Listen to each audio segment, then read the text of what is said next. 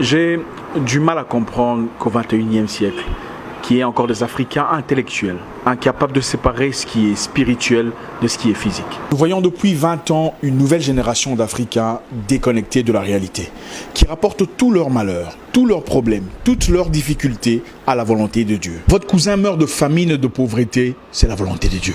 Vous faites 5 ans de chômage, sans argent, sans caleçon, c'est la volonté de Dieu.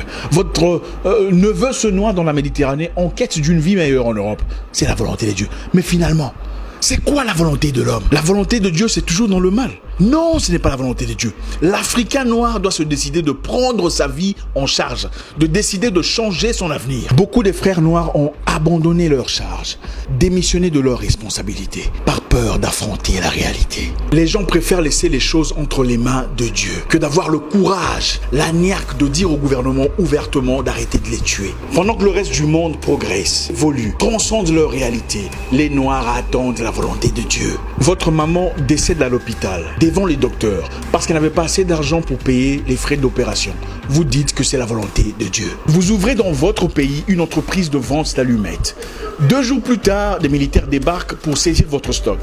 Quelque temps plus tard, vous découvrez que c'est un Libanais en effet qui a tout manigancé pour garder le monopole de vente d'allumettes dans votre pays. Et vous dites que c'est la volonté de Dieu.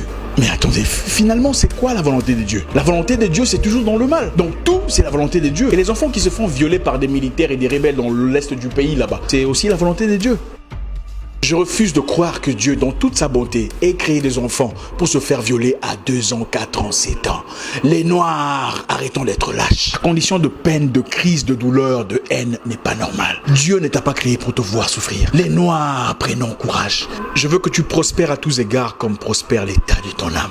C'est ça la promesse. Cette mentalité où il faut tout prendre et mettre ça dans le même panier, soi-disant que c'est la volonté de Dieu, est une mentalité des froussards, des trouillards, des peureux, des gens démissionnaires, incapables d'assumer leurs choix, incapables de prendre en main leur destinée. Pendant que la Chine envahit l'Afrique et prend en otage l'économie africaine, les Noirs attendent la volonté de Dieu. Pendant que les autres ont travaillé en communauté pour créer WhatsApp et Facebook, des plateformes qui sont devenues aujourd'hui indispensables à notre vie, nous attendons la volonté de Dieu. Nous sommes encore en bas de l'échelle, en train de fumer une pipe, en train de voir des jaloux, des méchants, des aigris partout, des gens qui n'aiment pas tes photos sur Facebook, des gens qui n'aiment pas ton Instagram, des gens qui sont jaloux parce que tu as voyagé business class. Il est temps de mettre hors business tous ces pasteurs qui vous prêchent la haine entre vous. La haine contre votre famille, cousins, vos amis. Vous n'avez plus de gens avec qui coopérer, plus de correspondants. Personne n'est à votre côté parce que vous êtes ostracisés, mis à l'écart. Toujours votre tante est méchante. Vos cousins sont des sorciers. Votre nièce veut votre peau. Finalement, personne ne nous prêche la... Qui sera la monstre de l'Afrique aujourd'hui pour nous prêcher la positivité, le courage, la bravoure? Qui sera celui-là qui se lèvera comme dans le temps pour guider le peuple contre ses ennemis? On viole votre mère, vous laissez ça entre les mains de Dieu. On tabasse ton père, c'est la volonté de Dieu. Finalement, vous servez à quoi? Dieu nous a-t-il créés seulement pour souffrir, nous agenouiller chaque jour et pleurer notre peine? Ah papa, s'il te plaît, il n'y a pas d'argent, il n'y a pas à manger, les enfants sont malades. Non, ce n'est pas intéressant. Depuis 20 ans, vous priez pour les mêmes problèmes, les mêmes difficultés, les mêmes manques d'argent, les mêmes difficultés de santé, les mêmes problèmes socio-économiques. Ce n'est pas intéressant. Vous passez des nuits à lier des mêmes démons, les mêmes sorciers, les mêmes charlatans, les mêmes esprits de vagabondage, les mêmes esprits de Nabucodonosor. L'Africain doit se battre. Il doit apprendre à se battre et prendre charge de son destin. Dieu descend-il du ciel pour laver vos aisselles? Dieu descend-il du ciel pour brosser vos dents les matins?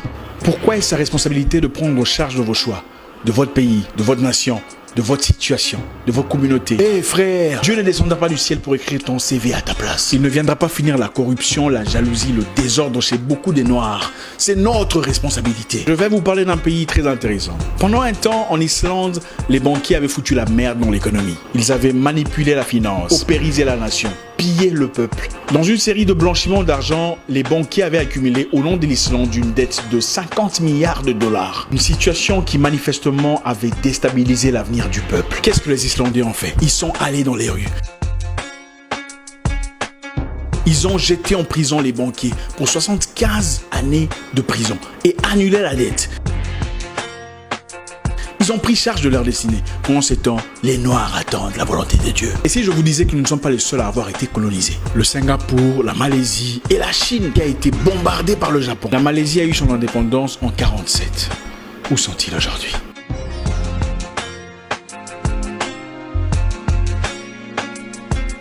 Non, l'argent que vous cherchez ne viendra pas seulement de la prière. Sinon, vos pasteurs ne vous demanderaient pas de cotisation pour construire leurs églises. Ça aurait été facile, n'est-ce pas? Ils entreraient seulement dans la chambre et faire une prière et dire Dieu, j'ai besoin d'argent, et directement l'argent apparaît. Ça aurait été génial, n'est-ce pas? Les païens, les perdus, les idolâtres créent le téléphone avec lequel vous nous voyez aujourd'hui, avec lequel vous faites des transferts PayPal à votre église en cotisation. Mais vous attendez la volonté de Dieu. La Chine est actuellement en train de faire des recettes massives. Elle produit 95% des sièges en plastique que vous voyez dans des églises. Les chaises où c'est écrit Jésus-Christ derrière. Il y a Jésus-Christ en Chine. Les Chinois ne sont pas chrétiens, mais la vente est destinée aux Noirs. Parce que les Noirs sont incapables de produire. Pendant ce temps, sur le même siège en plastique venant de la Chine, avec le nom de Jésus labellé derrière, certains pasteurs se dénoncent mutuellement qui est sorcier, qui a commencé le ministère avant l'autre, Africains endormis, perdus, désorientés. Arrêtez! Dieu ne descendra pas du ciel pour vous envoyer un mari parfait, emballé comme un cadeau de Noël.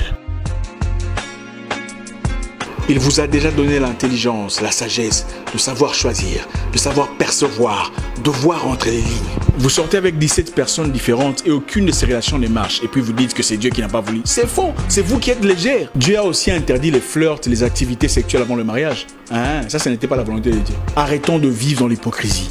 Prenons charge de nos vies. Prenons charge de notre avenir. Finalement, personne ne nous prêche Qui sera la monstre de l'Afrique aujourd'hui pour nous prêcher la positivité, le courage, la bravoure? Qui sera celui-là qui se lèvera? Vous passez des nuits et des nuits à lier les mêmes démons, les mêmes sorciers, les mêmes charlatans, les mêmes esprits de vagabondage, les mêmes esprits de Nabucodonosor. L'Africain doit se battre. Priez pour le salut de votre âme, mais soyons assez braves pour faire face à la réalité.